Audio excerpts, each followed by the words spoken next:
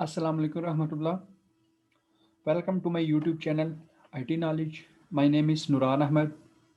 आज हम C S to one का लेक्चर नंबर 7 को देखेंगे। लेक्चर नंबर 7 में हम आज दो टॉपिक करेंगे, do while loop and for loop. जैसा कि हमने लास्ट लेक्चर से वाइल लूप को देखा और उसके अलावा हमने लूप का थोड़ा सा कंसेप्ट लिया। अगर अभी तक किसी ने वो मेरा लेक्चर नहीं देखा को इससे प्रीवियस लेक्चर वो आप ले सकती हैं, वो मैंने आपसे ऑलरेडी शेयर कर चुका हूँ। अगर अभी तक वाइल लूप नहीं देखा को आप पहले वो देख लें, देन फिर ये लेक्चर्स करिएगा। तो जैसे मैंने लास्ट लेक्चर में आपको बताया था, लूप की 3 टाइप्स होती हैं, while loop, do while loop and for loop. While loop already हम कर चुके हैं। आज हम इस लेक्चर में do while loop and for loop को कवर करेंगे। चलें स्टार्ट करते हैं। First of all, do while loop. Do while loop do while loop क्या होता है? The do while loop is a variant of a while loop. This loop will execute the code block once before checking if the condition is true. Then it will repeat the loop as long as the condition is true. It means that do while loop में जो भी हम statement लिखते हैं वो one time must execute होती है। Do while loop में जो भी हम स्टेटमेंट को यूज़ करें, जो भी हम स्टेटमेंट को इसकी बॉडी में टाइप करते हैं, वो वन टाइम मस्ट एग्जीक्यूट होती है। जब वो वन टाइम एग्जीक्यूट होगी उसके बाद वो वाइल की कंडीशन में जाएगी। फिर कंडीशन के मुताबिक अगर को वो कंडीशन ट्रू होगी, देन वो डू वाइल लूप की जो भी उसकी बॉडी होगी उसको एग्जीक्यूट करेगी। अगर वो फॉल्स होगी तो देन वो टर्मिनेट कर जाएगी। बट वन टाइम डू में जो भी बॉडी लिखी होगी वो ज़रूर एग्जीक्यूट होगी। चलिए आप फॉर लूप करते हैं। फॉर लूप के मुताबिक when we know exactly no how many time we execute का statement, then we use for loop. जब हमें एग्जैक्ट टाइम का पता हो, एग्जैक्ट टाइम मीन जब हमें एग्जैक्ट आउटपुट का पता हो कि एग्जैक्ट हमने यहाँ तक अपनी आउटपुट लानी है, यहाँ तक हमने अपना लूप एग्जीक्यूट करवाना है, तो देन हम फॉर लूप को यूज़ करते हैं। फॉर लूप का यूज़ आज प्रोग्रामिंग में बहुत ज़्यादा यूज़ है। अक्सर काफ़ी ज़्यादा प्रोग्राम्स में अब फॉर लूप यूज़ होता है। जो आगे हम टॉपिक करेंगे उसमें फॉर लूप का बहुत ही ज़्यादा इसका यूज़ है। फॉर लूप को सीखना और इसका कंसेप्ट लेना बहुत ही ज़्यादा इम्पोर्टेंट है। सो फॉर लूप का सिंटैक्स अब हम देखते हैं। फॉर लूप का सिंटैक्स कुछ यूँ है। फर्स्ट ऑफ ऑल इसमें इनिशियलाइजेशन होती है। इनिशियलाइजेशन मीन जब हम डिक्लेरेशन करते हैं तो उसके साथ ही हम उसकी जो वेरिएबल यूज़ करेंगे उसको उसकी वैल्यू दे देते हैं। लेट्स सपोज मैंने एन वेरिएबल को इनिशियलाइजेशन करवाना है, तो इसका प्रोसेस ये होगा, int n equal to 1। N की वैल्यू आप कोई भी रख सकते हैं।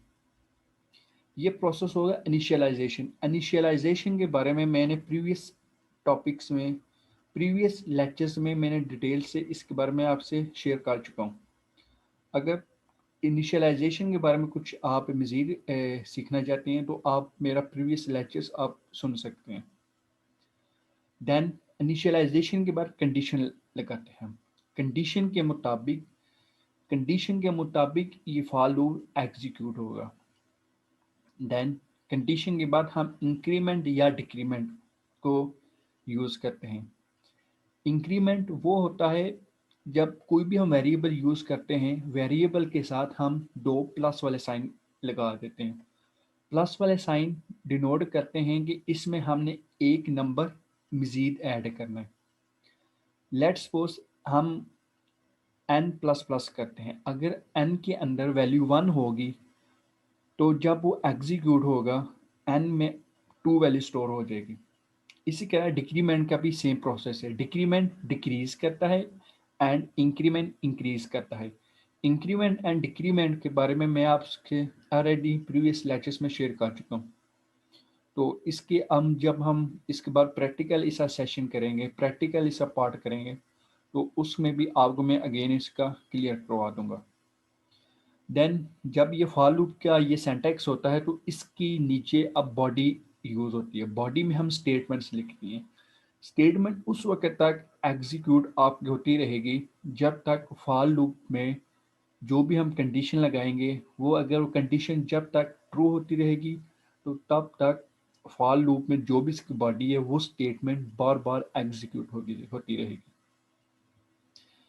आज हमने ये दो टॉपिक करनी है, do while loop and for loop. Do while loop and for loop का जो मेन कंसेप्ट वो मैं आपसे शेयर कर चुका हूँ।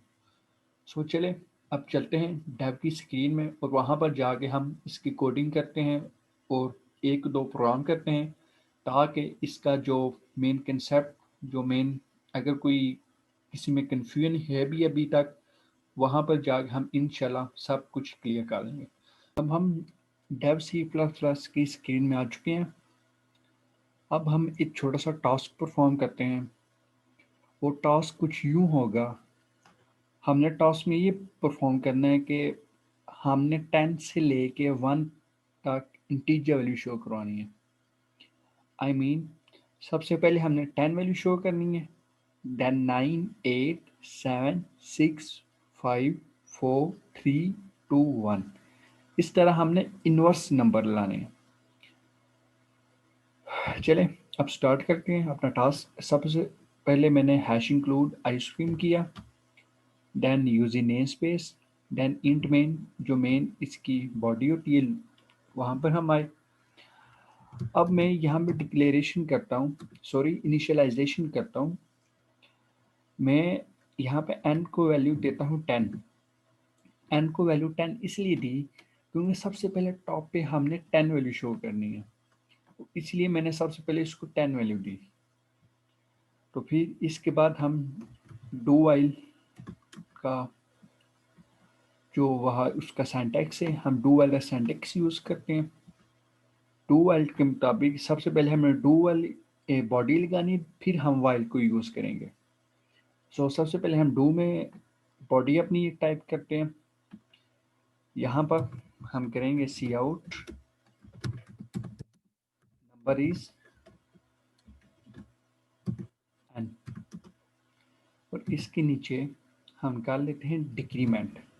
डिक्रीमेंट इसलिए हम करेंगे क्योंकि हमने इन्वर्स आना है, हमने इंक्रीज वैल्यू नहीं करनी, हमने डिक्रीज वैल्यू करनी है।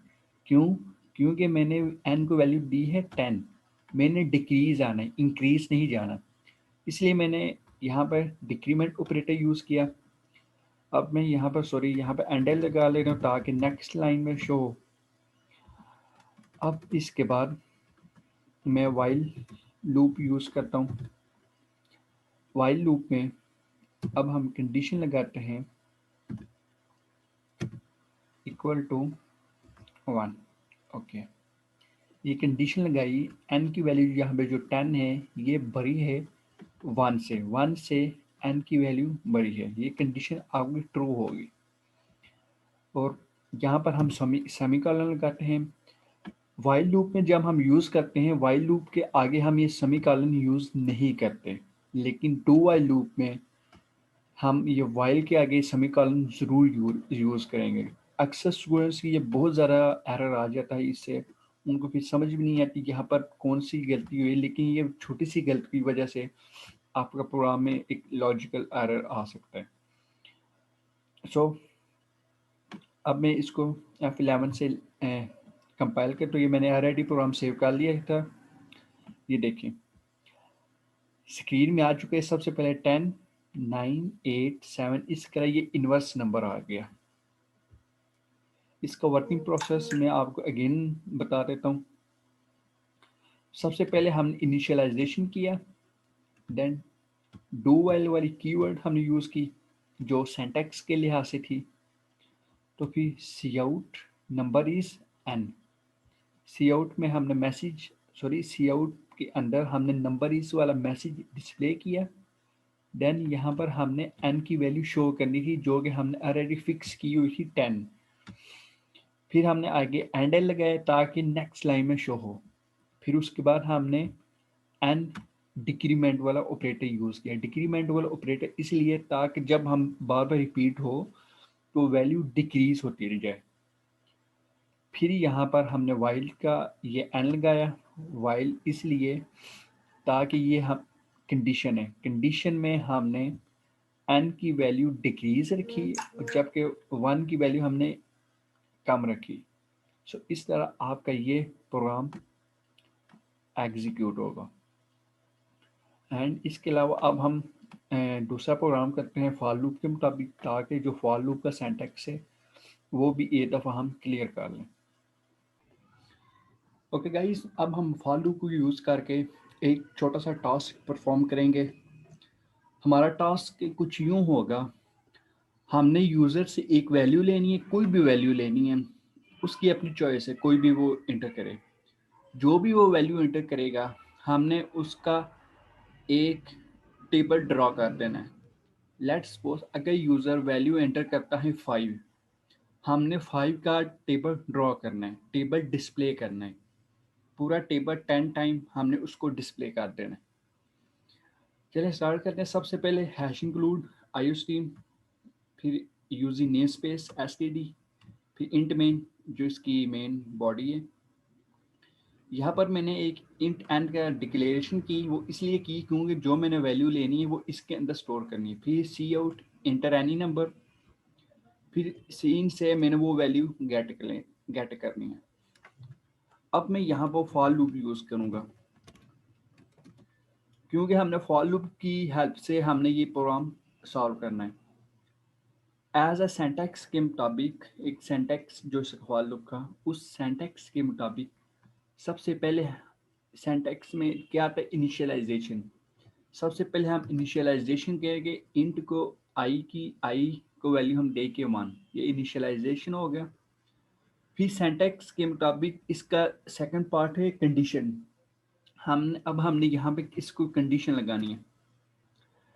इसको हम कंडीशन लगाते हैं I less than and equal to 10, क्योंकि हमने 10 टाइम वो टेबल ड्रॉ करना है, 10 टाइम हमने वो टेबल डिस्प्ले करना है। फिर उसके बाद इंक्रीमेंट या डिक्रीमेंट, हमने 1 से लेके 10 तक जाना है, मतलब 5 1 टाइम 5, 5 2 टाइम 10, इस तरह नीचे सा 10 टाइम होगा। तो इसलिए हम आगे इंक्रीज हो रहे हैं, डिक्रीज नहीं हो रहे, इसलिए मैं यहाँ पर आई प्लस प्लस वाला ऑपरेटर यूज करूँगा। आई प्लस प्लस मीन इसमें एक एक मजीद ऐड करता रहता है। फिर मैं यहाँ पर फॉर लूप की बॉडी बनाता हूँ। अब मैं यहाँ पे करूँगा C out and brackets multiplication, then I, फिर इस जो टेबल हम ड्रॉ करते हैं उसके मुताबिक यहाँ इक्वल साइन, फिर उसके बाद एन मल्टीप्लिकेशन आई और एंड में एंडल। इसका प्रोसीजर ये होगा, सबसे पहले हमने यहाँ पर एन लिखा। एन में हमारे पास वैल्यू क्या थी, जो भी हम यहाँ पे इनपुट करेंगे, जो भी हम यहाँ पे इनपुट करेंगे, ये इस सीन के अंदर जो भी हम वैल्यू इनपुट करेंगे वो यहाँ पे डिस्प्ले होगी। फिर टेबल के मुताबिक मल्टीप्लिकेशन वाला साइन, फिर आई वो है जिसके अंदर वैल्यू इंक्रीज होती जाएगी, बार बार वैल्यू इंक्रीज होगी। जैसे कि ये एक फॉर लूप एग्जीक्यूट होगा, इसके अंदर वैल्यू इंक्रीज होती जाएगी क्योंकि रिपीटेशन स्ट्रक्चर है, ये रिपीट होता जाएगा। फिर टेबल के मुताबिक ये इक्वल वाला साइन, फिर यहाँ पे एन मल्टीप्लाई आई। एन मीन जो भी हम वैल्यू, जिसका भी हमने टेबल ड्रॉ करना है, एन की वो वैल्यू होगी और इस आई में वो जो वैल्यू इस फॉर लूप की वजह से जो एग्जीक्यूट जो रिपीट होती जाएगी वो उसमें मल्टीप्लाई होती रहेगी। फिर हमने लास्ट में एंडल लगाया ताकि नेक्स्ट लाइन में शो हो। अब हम इसको एग्जीक्यूट करते हैं। मैंने प्रोग्राम ऑलरेडी सेव कर लिया था। इसकी एग्जीक्यूशन के बाद इंटर एनी नंबर, हम कोई भी नंबर एंटर करते हैं। लेट्स सपोज मैं यहाँ पे 5 एंटर कर देता हूँ। अब ये देखें 5 1 टाइम 5, 5 2 टाइम 10, इस तरह ये सारा टेबल आपका ड्रॉ हो गया। अच्छा गाइस, अब इस प्रोग्राम का ना वर्किंग प्रोसेस देखिए। ये प्रोग्राम हमने कोड निकाल लिया है, इसका रिजल्ट भी देख लिया कैसा इसका रिजल्ट है, जो भी इसका आउटपुट आया।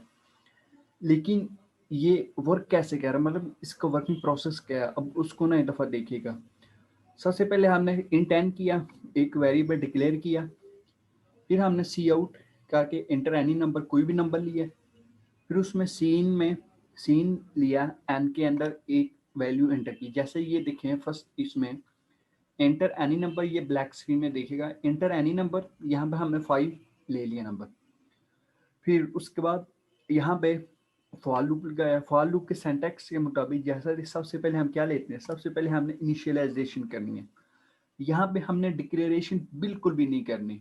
सिंटैक्स का जो भी सिंटैक्स है हमने उसको फॉलो करना है। इसलिए उसको फॉलो करते हुए हमने यहाँ पे इनिशियलाइजेशन की। इंट के अंदर एक इंट आई लिया, फिर आई के अंदर हमने 1 किया। इंटीजर के लिहाज से हमने इंटीजर नंबर एंटर किया, आई के अंदर 1 कर लिया। फिर सिंटैक्स के मुताबिक हमने कंडीशन लगाई, I less than and equal to 10। 10 हमने इसलिए किया क्योंकि मैंने 10 टाइम वो टेबल शो करना है, 10 टाइम करना है। तो फिर सिंटैक्स के मुताबिक मैंने सेम वही वैसे ही इसमें इंक्रीमेंट लगाई। इंक्रीमेंट ऑपरेटर मैंने यूज़ किया, increment operator I plus plus increment operator use कर लिया। ओके, अब इसमें हमें इस पार्ट में क्या किया देखिए, सी आउट एन। इस एन के अंदर ये जो एन है, इस एन के अंदर मैंने वो वैल्यू शो करनी है जो मैंने सी इन करके एन के अंदर वैल्यू एंटर की। जैसा कि मैंने इस सी एन के अंदर यहाँ पर मैंने 5 एंटर किया। इसी तरह सबसे पहले सी आउट एन में 5, फिर आगे मल्टीप्लाई, फिर आई। आई इसलिए आया क्योंकि फॉर लूप में आई के अंदर मैंने 1 स्टोर की हुई है वैल्यू। आई के अंदर मैंने वैल्यू 1 स्टोर की हुई, इसलिए यहाँ पे 1 आ गया। फिर सेम टेबल प्रोसीजर मुताबिक यहाँ पे इक्वल साइन लगाया। फिर उसके आगे ये कुछ लगा के एन मल्टीप्लाई आई किया। एन मल्टीप्लाई आई मीन ये जो एन है, एन के अंदर वैल्यू क्या थी 5 और आई के अंदर वैल्यू क्या है 1। 5 1 टाइम 5, यहाँ पे 5 डिस्प्ले हो जाएगा जैसा ये फर्स्ट आइट्रेशन में आपका हुआ है। 5 मल्टीप्लाई 1 इक्वल टू 5। फिर आगे एंडल लगाया, फिर वो नेक्स्ट लाइन में चला गया। यहाँ पे फिर यहाँ पे आया, फिर कंपाइलर जब उसने एग्जीक्यूट किया फिर वो यहाँ पे आ गया आई प्लस प्लस में। जब उसकी फर्स्ट आइटरेशन में जब उसकी कंडीशन ट्रू हुई थी, फिर वो डायरेक्ट आगे नहीं गया, आई प्लस प्लस में नहीं गया, फिर वो डायरेक्ट अपनी लूप की बॉडी में आ गया। जब भी कोई भी कंपाइलर अपनी कंडीशन में जाता है उसी वक्त वो अपनी लूप की बॉडी में चला जाता है, वो आगे नहीं देख रहा आगे क्या लिखा, वो डायरेक्ट अपनी लूप की बॉडी में आ जाएगा। ओके, जब हम आई प्लस प्लस करेंगे, आई प्लस प्लस करेंगे, आई के अंदर वैल्यू क्या थी 1। आई प्लस प्लस करने से यहाँ पे वैल्यू होगी हमारे पास 2। जब हमारे पास वैल्यू यहाँ पे 2 हुई, फिर ये बैक में कंडीशन उसने चेक की। 2 आई में वैल्यू क्या है 2, 2 10 से लेस होता है, तो ये कंडीशन आपकी अगेन ट्रू हुई।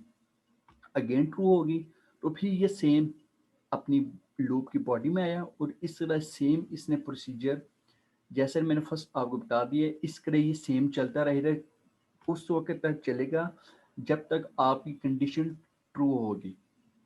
तो ये आपका प्रोसीजर था, ये आपका वर्किंग प्रोसेस था। ये जो फॉर लूप है ये बहुत बहुत बहुत ज़्यादा इम्पोर्टेंट है। अगर जिसने भी कोई भी स्टूडेंट जिसने प्रोग्रामिंग आगे आगे कंटिन्यू रखनी हो, उसको इस चीज़ का आइडिया हो जाएगा।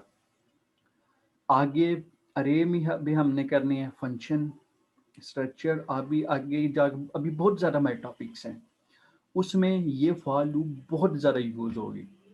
तो इसका सिंटैक्स थोड़ा सा ध्यान से समझिएगा। इस वीडियो को अगर समझ नहीं आई तो इस वीडियो को आप अगेन एक दफ़ा रिपीट करिएगा, इंशाल्लाह समझ आ जाएगी। तो अब इंशाल्लाह नेक्स्ट वीडियो में मुलाकात होगी। एंड उसके अलावा अगर अभी तक आपने मेरा चैनल सब्सक्राइब नहीं किया तो प्लीज़ रिक्वेस्ट है मेरा चैनल सब्सक्राइब करके। इतनी मेहनत की जाती है, आप सब्सक्राइब करेंगे तो हमें बस मोटिव हो जाएगा। तो इंशाल्लाह अब नेक्स्ट वीडियो में मुलाकात होगी। टेक केयर, अल्लाह।